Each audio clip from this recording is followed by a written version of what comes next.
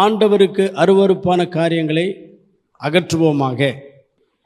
ஆண்டவருக்கு அருவருப்பான காரியங்கள் 7 உண்டு. ஆண்டவருக்கு அருவருப்பான காரியங்களை நாம் நம்முடைய வாழ்க்கையிலிருந்து அகற்றி விடுவோமானால், நீக்கி விடுவோமானால், விலக்கி விடுவோமானால், ஆசாவை போலவே நம்முடைய வாழ்க்கையை கர்த்தர் ஆசீர்வதிப்பார். அமைதியோடும் நிம்மதியோடும் சந்தோஷத்தோடும் வெற்றியோடும் வாழ உதவி செய்வார். ஆண்டவர் அருவருக்கிற 7 காரியங்கள். முதலாவது, ஆண்டவர் அருவருக்கிற முதல் காரியம் மனமேட்டிமை. மனமேட்டிமை. நீதிமொழிகள் 16:5.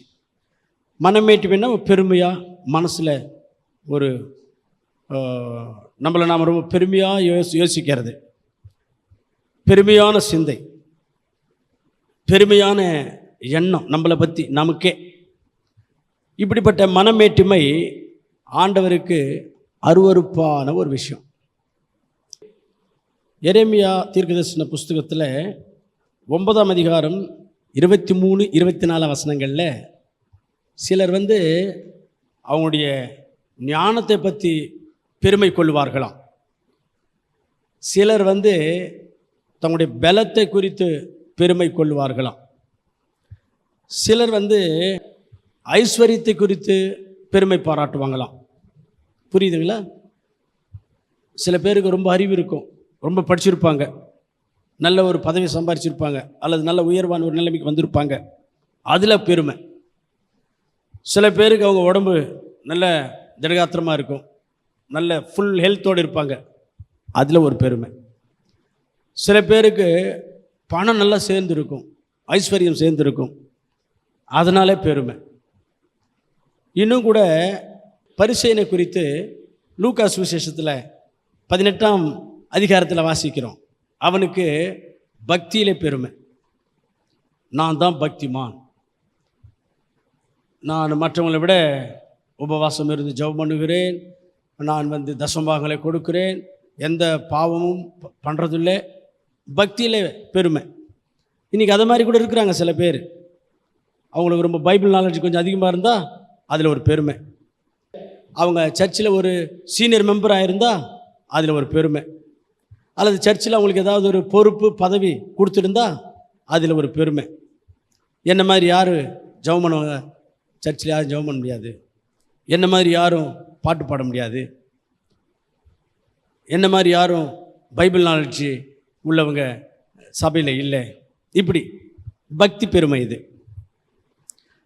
அதே போல் இன்னும் கூட சொன்னாக்கா, இந்த நாகமான் என்கிறவரை குறித்து 2 நாளாகமம் 5ஆம் அதிகாரத்தில் அவருடைய பொசிஷன் விஷயத்தில் அவருக்கு ரொம்ப பெருமை. நான் யார்?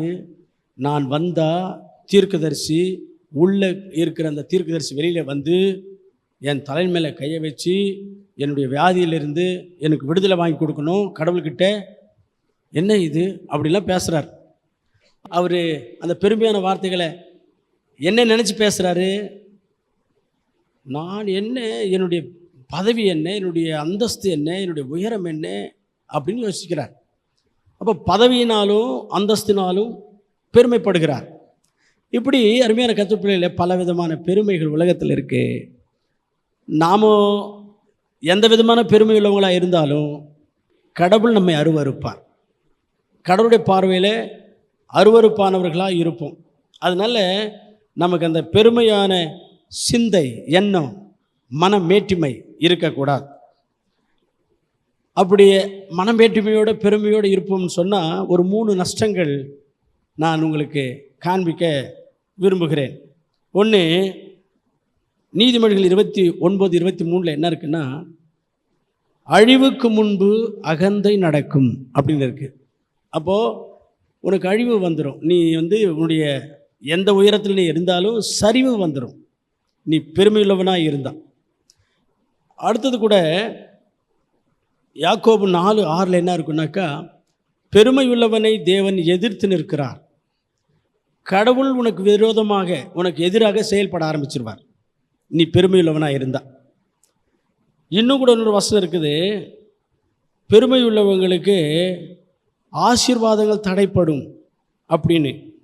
லேவியராகமம் 26ஆம் அதிகாரத்தில் 18-19 வசனத்தில் பெருமையோடு இருப்போம் என்று சொன்னால், பெருமைக்காரங்களாக இருப்போம் என்று சொன்னால், மனமேட்டுமையோடு இருப்போம் என்று சொன்னால் ஆசீர்வாதங்கள் தடைப்பட்டுரும். ஆசீர்வாதங்கள் தடைப்பட்டுரும். அதனால் நாம் தாழ்மையுள்ளவங்களாக இருக்கணும். இந்த தாழ்மையுள்ள சிந்தை இருக்குது பார்த்தீங்களா, அது இயேசுவின் சிந்தை. பிலிப்பியருக்கு நிருபர் 2ஆம் அதிகாரம் 5ஆம் வசனத்தில் இருக்கும். இயேசுவின் சிந்தை தாழ்மையுள்ள சிந்தை. பிசாசுடைய சிந்தை தான் பெருமையின் சிந்தை. சாத்தான் பெருமைப்பட்டதுனாலே அவன் அங்கிருந்து கீழே தள்ளப்பட்டான், அது நமக்கு தெரியும். அப்போ பெருமையை சிந்தை, த மைண்ட் ஆஃப் ப்ரவுடு, பிசாசுடைய மைண்ட், அது பிசாசுடைய சிந்தை. கர்த்தருடைய பிள்ளைகளுடைய சிந்தை எப்படி இருக்கணும்னாக்கா தாழ்மையாக இருக்கணும். எவ்வளோதான் இருக்கட்டும், பணம் எவ்வளவா இருக்கட்டும், படிப்பு எவ்வளோவா இருக்கட்டும், பதவி எப்படிப்பட்டதாக இருக்கட்டும், தாழ்மையாக பேசுறது, தாழ்மையாக அணுகிறது, தாழ்மையாக நடந்துக்கிறது, அதுதான் பெருமை. எல்லாம் இருந்தும் தாழ்மையாக வாடுறது தான் பெருமை. ஏதோ கொஞ்சம் சேர்ந்துருச்சுன்னு பெருமையாக வாடுறது பெருமை இல்லை, அது சிறுமை. தாழ்மையாக வாழ்கிறவர்களுக்கு நிறைய ஆசீர்வாதங்கள் இருப்பதாக வேதத்தில் வாசிக்கிறோம். ஒரு 3 ஆசீர்வாதங்களை சொல்கிறேன், கவனிங்க. நீதிமொழிகள் 29:23 வசனம். தாழ்மையோடு வாழ்கிறவங்களுக்கு ஆண்டவர் அவனுடைய வாழ்க்கையை கனப்படுத்துவார் அப்படின்னு அந்த வசனத்தில் இருக்குது. யாக்கோபு 4ஆம் அதிகாரம் 6ஆம் வசனத்தில் என்ன இருக்குனாக்கா, உன்னை தாழ்த்தி கொண்டால் கர்த்தர் உன்னை உயர்த்துவார் அப்படின்னு அந்த இடத்துல இருக்குது. இன்னும் கூட 1 பேதுரு 5ஆம் அதிகாரம் 5ஆம் வசனத்தில் வாசிப்போமானால், தாழ்மை உள்ளவங்களுக்கு ஆண்டவர் கிருபையை அளிக்கிறார் அப்படின்னு இருக்கும். ஆகவே நம்ம தாழ்த்தி கொண்டால் நிறைய நன்மைகள், நிறைய ஆசீர்வாதங்கள் இருக்குது. பெருமையாக இருப்போம் என்றால் இந்த பெருமையின் சிந்தை, பெருமையான எண்ணம் ஆண்டவருக்கு அருவருப்பான ஒரு எண்ணம். அதனால் நாமும் அந்த பெருமையான சிந்தையை வெறுக்க வேண்டும். இது முதலாவது விஷயம். 2வது, ஆண்டவர் வெறுக்கிற 2வது விஷயம் எதுன்னு சொன்னால் பொய் பேசுதல். பொய் பேசுகிறோம் பார்த்தீங்களா, அது ஆண்டவருக்கு ரொம்ப அருவருப்பான ஒரு விஷயம். எபேசியருக்கு நிருபம் 4ஆம் அதிகாரம் 25ஆம் வசனத்தில் என்ன இருக்குன்னாக்கா, நீங்கள் ஒருவரோடு ஒருவர் பொய் பேசிக்காதீங்க என்று அங்கே வாசிக்கிறோம். பொய் பேசக்கூடாது. பொய் பேசுகிறவங்க ஆண்டவருக்கு அருவருப்பு. இன்றைக்கி நிறைய பேர் சர்வசாதாரணமாக பொய் பேசுகிறாங்க.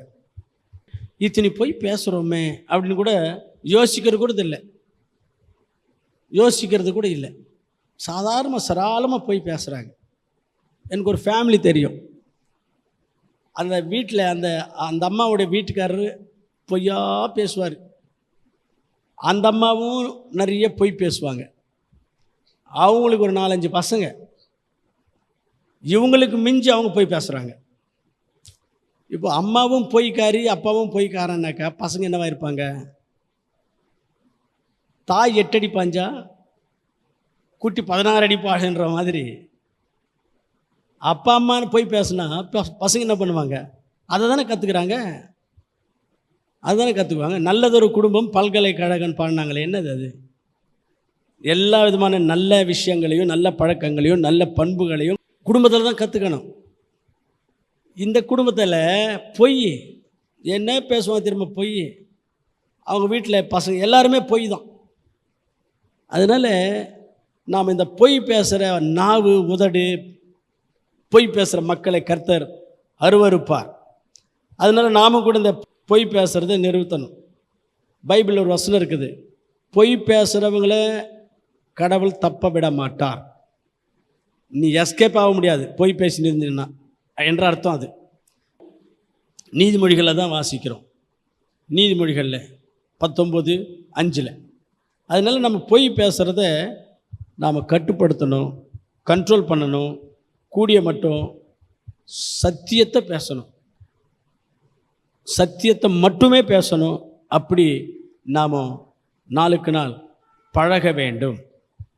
சங்கீதம் 15:2 இருக்கு, சத்தியத்தை மனதார பேசுகிறவங்க தான் பரலோகத்துக்கு வர முடியும் அப்படின்னு. அதனால் நாம் பரலோகத்துக்காக ஆயத்தப்பட்டுருக்கிறோம், போராடிட்டு இருக்கிறோம். எப்படியாவது இந்த பாவங்களை ஜெயிக்கணும், பாவங்களை விட்டுறணும், பாவங்களை மறக்கணும், கடவுளுக்கு உகந்த பிள்ளைங்களாக மாறணும், கடவுளுடைய வழியில் உத்தமமாக நடந்து கடவுளுடைய ராஜ்யத்தில், பரலோக ராஜ்யத்தில் சேரணும்னு போராடிட்டு இருக்கிறோம். பொய் பேசுகிறத நம்ம நிறுத்தணும். பொய்ன்னு தான் நமக்கு தெரியும். இதில் பச்சை பொய், வெள்ளை பொய்யெல்லாம் இருக்குதான். எந்த மாதிரி பொய் இருந்தாலும் நம்முடைய வாழ்க்கையில் அதெல்லாம் நம்ம நிறுத்திடணும், பேசக்கூடாது. அப்படியாக நம்ம பொய் பேசுகிறத கண்டினியூ பண்ணுவோம் என்று சொன்னால் ஆண்டவர் பார்வையில் நாம் அருவருப்பாக இருப்போம், ஆண்டவர் நம்மை வெறுப்பார். ஆகவே பொய் பேசுகிற நாவு ஆண்டவருக்கு அருவருப்பானது. மூணாவதாக ஆண்டவர் அருவருக்கிற மூணாவது விஷயம், மற்றவங்களை வஞ்சிக்கிற மனசு. நீதிமொழிகள் 11:20 யாராவது வாசிங்க.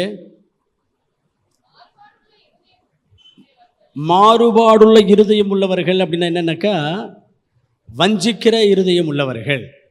ரோமன் கத்தோலிக்க பைபிளில் படிப்போமானால் வஞ்சிக்கிற இருதயம் உள்ளவர்கள் என்று இருக்கும். மாறுபாடுள்ள இருதயம் உள்ளவர்கள் கர்த்தருக்கு அருவருப்பானவர்கள். மாறுபாடுள்ள இருதயம் உள்ளவர்கள் கர்த்தருக்கு அருவருப்பானவர்கள். அப்போ இந்த வஞ்சிக்கிற உள்ளம், மற்றவங்களை ஏமாற்றணும், வஞ்சிக்கணும் அப்படின்ற மனசோட இருக்கிறவங்க ஆண்டவருக்கு அருவருப்பானவங்க. உன்னுடைய வாழ்க்கை நல்லபடியாக அமையணும்னாக்கா நீ மற்றவங்களை வஞ்சிக்கிறவனாக இருக்கக்கூடாது அப்படின்னு 1 பேதுரு 3ஆம் அதிகாரத்தில் 10ஆம் வசனத்தில் உன்னுடைய வாழ்க்கை நல்ல வாழ்க்கையாக அமையணும்னு சொன்னால் மக்களை நீ ஏமாற்றக்கூடாது அப்படின்னு அந்த வசனத்தில் இருக்குது. அதனால் நாம் வஞ்சிக்கிறவங்களா ஏமாத்துறவங்களா இருந்தால் நம்முடைய வாழ்க்கை நல்லா இருக்காது, நம்முடைய வாழ்க்கை நல்லா இருக்காது. இன்றைக்கி பாருங்கள், நிறைய பேர் எங்கே பார்த்தாலும் ஏமாத்துறவங்களா தான் இருக்கிறாங்க, வஞ்சிக்கிறவங்கள தான் இருக்கிறாங்க. கூட பிறந்த அக்கா தங்கச்சிங்களையே, அண்ணன் தம்பிங்களையே வஞ்சிக்கிறாங்க. பெற்றோரை பிள்ளைகள் வஞ்சிக்கிறாங்க, வியாபாரத்தில் வஞ்சிக்கிறாங்க. இப்படி எதில் பார்த்தாலும் வஞ்சிக்கிறவங்க தான். இந்த மாதிரி வஞ்சிக்கிறவங்களை ஆண்டவர் அருவருக்கிறார். அதனால நம்ம வஞ்சிக்கிற அந்த மனசு இருக்கக்கூடாது. வேலை செய்கிற இடத்துல ஏமாத்துறோம், வஞ்சிக்கிறோம். அதிகாரிங்க பார்த்தா ஒரு மாதிரி, அதிகாரிங்க பார்க்கலன்னா இன்னொரு மாதிரி வேலை செய்கிறோம். அல்ல அதிகாரிகள் டியூட்டியில் இருந்தால் ஒரு மாதிரி வேலை செய்கிறோம், அவங்க டியூட்டியில் இல்லை, லீவில் இருக்கிறாங்க, நாம் வஞ்சித்திடுறோம், ஏமாத்திடுறோம். கடவுளையும் ஏமாத்துறோம், கடவுளையும் ஏமாத்துறோம். கடவுளை எப்படியெல்லாம் ஏமாத்துறோம்? ஊழியம் செய்யாமல் ஏமாத்துறோம். நம்ம ஆண்டவருக்கு ஊழியம் செய்யறதுக்காகவே நம்மை தெரிந்து கொண்டார். 1 பேதுரு 2:9 ஆசாரியர்களாக இருக்கும்படி கர்த்தர் நம்மை தெரிந்து கொண்டார் அப்படின்னு இருக்குது. ஆசாரியர்கள் என்ன செய்தாங்க? ஆண்டவருக்காக சேவை செஞ்சாங்க. அந்த ஒரு ஸ்தானத்தில் கர்த்தர் உங்களை என்னை தெரிந்து கொண்டிருந்தா, எந்த ஊழியமும் செய்யாமல் எந்த ஊழியத்துக்கும் போகாமல் இருக்கிறவங்க கடவுளை ஏமாற்றிட்டு இருக்கிறாங்க, ஆண்டவரை வஞ்சிக்கிறாங்க. உன்னை ஊழியம் செய்கிறதுக்காக கர்த்தர் தெரிந்து கொண்டால் நீ எந்த ஊழியத்துக்கும் போக மாட்டேன்ற என்றால் நீ கடவுளை ஏமாற்றிட்டு இருக்கிற, ஜாக்கிரதை. ஊழியத்துக்கு போகிறவங்க உண்மையாக உத்தமமாக ஊழியம் செய்கிறாங்களான்னாக்கா அவங்களும் கடவுளை ஏமாத்துறாங்க. நேரத்தோடு போகிறதில்ல, டைம் எடுத்து தியானம் பண்ணி அருமையாக அதை ஜனங்களுக்கு சொல்கிறதுக்கு ஆயத்தமாயிட்டு உண்மையாக உத்தமமாக ஊழியம் செய்கிறதில்ல, அங்கேயும் ஆண்டவரை ஏமாத்துறாங்க.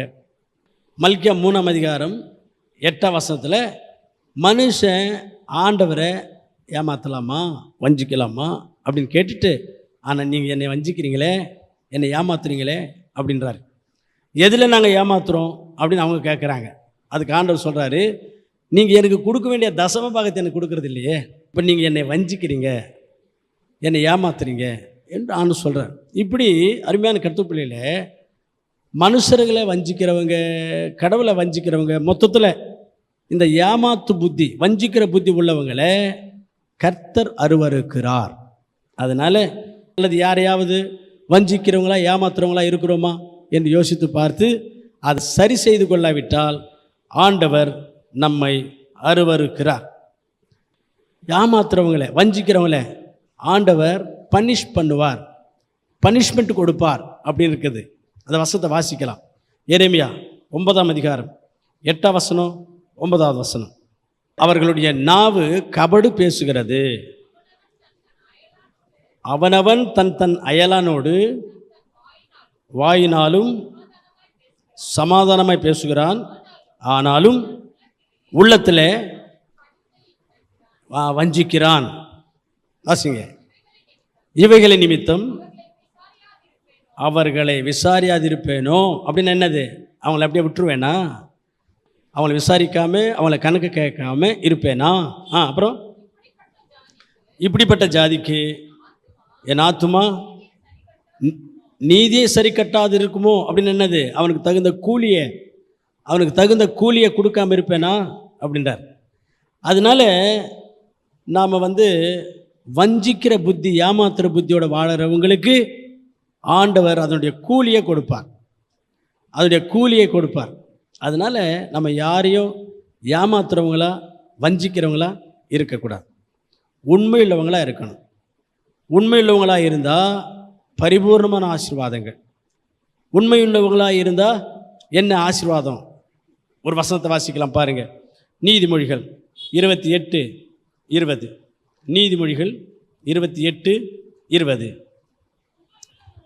உண்மையுள்ள மனுஷன் பரிபூர்ணமான ஆசீர்வாதங்களை பெறுவான். உண்மையுள்ள மனுஷன், அதாவது உண்மையாக நியாயமாக யாரை ஏமாத்தாமல் நடக்கிறவன் பரிபூர்ணமான ஆசீர்வாதங்கள் கடவுள்கிட்டேருந்து பெறுவான் என்று வாசிக்கிறோம். அதனால் நம்ம ஏமாற்றி வஞ்சித்து மேலுக்கு வர முடியாது, முன்னுக்கு வரணும்னு சொல்லி முயற்சி பண்ணால் ஆண்டவர் அதுக்கு தகுந்த கூலியை கொடுப்பார் என்பதை மனசில் வச்சுக்கிட்டு, வேலை செய்கிற இடமா இருந்தாலும், தொழில் செய்கிற இடமா இருந்தாலும், சொந்த குடும்பத்திலே ஆகிலும், நண்பர்களே ஆகிலும், இந்த ஏமாத்துற வஞ்சிக்கிற புத்தியை விட்டுட்டு ஆண்டுடைய ஆசீர்வாதங்களை சுதந்திரித்து கொள்றதுக்கு முயற்சி பண்ணணும். இல்லாவிட்டால் ஆண்டவர் நம்மை அருவருப்பார். இது 3வது விஷயம். 4வதாக ஆண்டவர் அருவருக்கிற 4வது விஷயம் என்னன்னு சொன்னால், கேலி கிண்டல் பேசுகிறவங்க இருக்கிறாங்க, பரியாசம் பண்ணவங்க இருக்கிறாங்க பார்த்தீங்களா, அவங்கள ஆண்டவர் அருவருக்கிறார். நீதிமொழிகளில் 24:9 வாசிக்க கேட்போம். பரியாசக்காரன் அருவருப்பானவன்.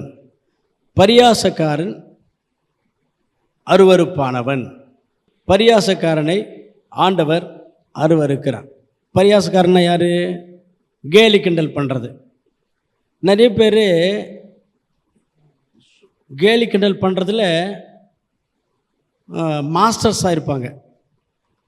மற்றவங்கள பார்த்துட்டு அவங்களுடைய உருவத்தை பார்த்து கேலி பண்ணுறது, அவருடைய கலரை வச்சு கேலி பண்ணுறது, அவங்களுக்கு சரியாக பேச தெரியலன்னா அதை கமெண்ட் அடித்து கேலி பண்ணுறது, இப்படி பலவிதமான வகையில் மக்களை கேலி பரியாசம் பண்ணுறவங்க இருக்கிறாங்க. அப்படிப்பட்டவங்கெல்லாம் ஆண்டவருக்கு அருவருப்பானவங்க. ஆண்டவருக்கு அருவருப்பானவங்க. பைபிளில் 1வது சங்கீதத்தில் என்ன சொல்லப்படுகிறது? அந்த பரியாசக்காரங்க உட்கார்ற இடத்துல நீ போய் உட்காரவே கூடாது. சங்கீதம் 1:1 பரியாசக்காரங்க இருக்கிற இடத்துல போய் அவங்க கூட சேராத, அல்லது இப்படி கூட சொல்லலாம், பரியாசக்காரங்களை கிட்ட சேர்த்துக்காத, அல்லது நீ போய் அவங்க கூட சேராத. எதுக்காக அப்படி சொல்லப்படுகிறது என்றால், அவங்க கூட நாம் சேர்ந்து உட்காருவோம் என்றால் அவங்க ஒன்று சொல்லி சிரிக்க வைப்பாங்க, நாம் ஒன்று சொல்லி சிரிக்க வைப்போம். அவங்க மற்றவங்கள பார்த்து ஏதாவது ஒரு கேலி பண்ணி கமெண்ட் அடித்து அவங்க சிரிக்க வைப்பாங்க. அதே மாதிரி நம்மளும் செய்யறதுக்கு நமக்கு அந்த மாதிரி ஒரு டெம்டேஷன் வந்துடும். அதனால் அவங்கக்கிட்ட போய் சேரக்கூடாது, அவங்கள நம்மக்கிட்டையும் சேர்த்துக்கக்கூடாது. பரியாசக்காரர்கள் ஆண்டவருக்கு அருவருப்பானவர்கள். அதனால் பரியாசம் செய்கிறவங்களோட சேரக்கூடாது, அவங்கள கிட்டையும் சேர்த்துக்கக்கூடாது. பரியாசம் செய்கிறவங்களுக்கு வேதம் எச்சரிக்கிற ஒரு வசனத்தை வாசிக்கலாம் பாருங்கள். நீதிமொழிகள் 19:29. பரியாசக்காரருக்கு தண்டனைகளும் மூடருடைய முதுகுக்கு அடிகளும் ஆயத்தமாக இருக்கும். இந்த பரியாசம் பண்ணுறவங்க, கேலி பண்ணுறவங்க, அவங்களுக்கு தண்டனை கொடுப்பாங்க, ஜனங்க கொடுப்பாங்க. சில நேரத்தில் ஜனங்க தான் முக்கியமாக கொடுப்பாங்க, ஆண்டவரும் கொடுப்பாரு. ஆனால் ஜனங்கக்கிட்ட கேலி பண்ணியிருந்தால் எல்லோரும் ஒரே மாதிரி இருப்பாங்களா? ஒரு சிலருக்கு கோபம் வந்துடும், கேலி பண்ணி கிண்டல் பண்ணி அவங்கள பரியாசம் பண்ணும்போது உடனே அவங்க அடிச்சிருவாங்க. அதனால் கடவுளுக்கு அது அருவருப்பான விஷயம், மக்களுக்கு அது அருவருப்பான விஷயம். அதனால் இந்த கேலி கிண்டல் பேசுகிற அந்த புத்தி நமக்கு இருக்கும் என்றால் அதை விட்டுறணும். அல்லது கேலி கிண்டல் பரியாசம் பேசுகிறவங்க ஃப்ரெண்ட்ஸு இருந்தால் அவங்கக்கிட்ட நம்ம ஃப்ரெண்ட்ஷிப்பு வச்சுக்க கூடாது.